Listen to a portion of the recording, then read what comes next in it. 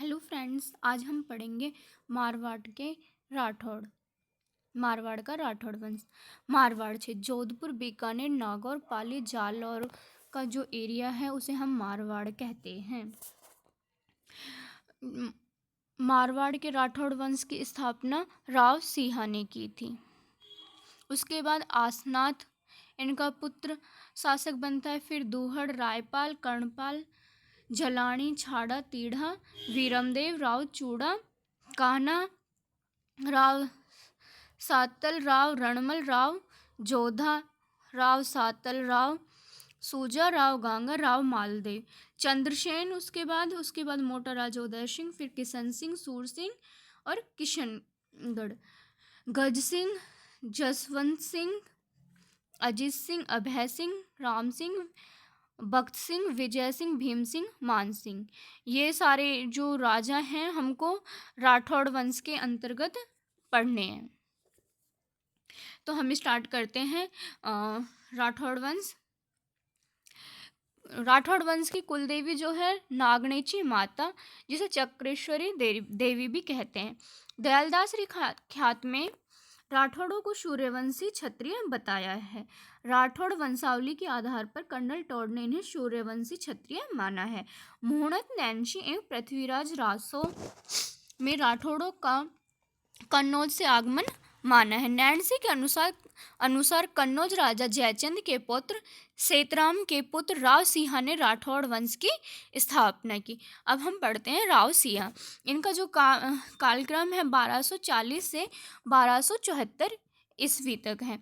राठौड़ों के मूल पुरुष, आदि पुरुष, संस्थापक ये बदायूं कन्नौज के राठौड़ के वंशधर तथा सेतराम के पुत्र थे।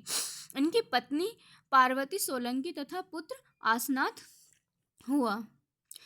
1274 ईस्वी में बिठू गांव पाली में गायों के रक्षार्थ मुस्लिम आक्रमणकारियों से संघर्ष करते हुए वीरगति को प्राप्त हुए तथा इनकी रानी पार्वती सोलंकी इनके साथ सती हो गई। बिठू गांव में ही इनकी क्षत्रिय स्मारक स्थित है। राव सिंह के पश्चात आसनाथ शासक हुए, लेकिन 1291 ईस्वी के आसपास जब जलालुद्दीन खिलजी ने पाली पर आक्रमण किया तब आसनाथ वीरगति को प्राप्त हुए। आसनाथ के उत्तराधिकारी राव दूहड़ के काल में राठौड़ों की कुलदेवी नागणेची माता, जिसे चक्रेश्वरी देवी की प्रतिमा कर्नाटक से लाकर नगाना गांव बाड़मेर में स्थापित करवाई।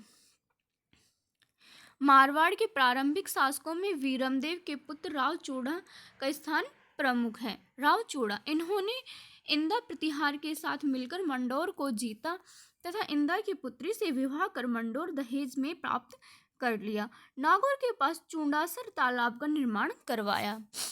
मारवाड़ में सामंती प्रथा की शुरुआत की। इनकी पुत्री हंसाबाई का विवाह मेवाड़ के महाराणा लाखा से हुआ। चूड़ा की रानी चंद्रकंवर ने चांद बावड़ी का निर्माण करवाया। 1423 ईस्वी में जैसलमेर के भाटियों से संघर्ष करते हुए चूड़ा का निधन हुआ। चूड़ा के निधन के पश्चात कान्हा एवं राव सत्ता शासक बने, लेकिन 1427 ईस्वी में चूड़ा के ज्येष्ठ पुत्र रणमल ने मेवाड़ की सैनिक सहायता से मारवाड़ की गद्दी पर अधिकार कर लिया। राव रणमल 1427 से 1438 ईस्वी। मेवाड़ में कुंवर चूड़ा के मांडू पलायन के पश्चात हंसाबाई ने रणमल को मेवाड़ से बुलाकर मोकल का संरक्षक नियुक्त किया। राव रणमल मारवाड़ का ऐसा शासक था जिसने मेवाड़ व मारवाड़ में एक साथ शक्ति का प्रयोग किया, लेकिन जब रणमल ने मेवाड़ी सरदार राघव देव की हत्या करवाई तब कुंभा के नेतृत्व में हुए षड्यंत्र के तहत दासी भारमली के माध्यम से जहर दिलवाकर रणमल की हत्या कर दी गई। रणमल की हत्या के समय राव जोधा मेवाड़ में ही थे तथा मेवाड़ से जोधा पलायन करते हैं और बीकानेर के पास कहुनी गांव में शरण लेते हैं तथा मंडोर पर मेवाड़ का नियंत्रण स्थापित हो जाता है। राव जोधा 1438 से 1489।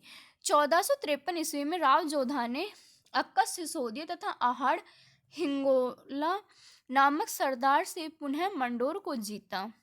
आंवला बावला की संधि राव जोधा के समय हुई, जो 1453 में हुई। हंसाबाई की मध्यस्थता से हुई थी।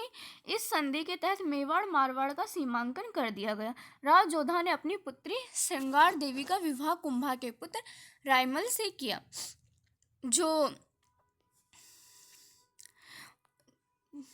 आगे बढ़ते हैं। 1459 ईस्वी में राव जोधा ने जोधपुर नगर बसाया। 1459 ईस्वी में बसाया तथा चिड़ियाटूक पहाड़ी पर एक दुर्ग का निर्माण करवाया, जिसे विशालता के कारण मेहरानगढ़ कहा जाता है और मयूर की आकृति के कारण मयूर ध्वजगढ़ कहते हैं।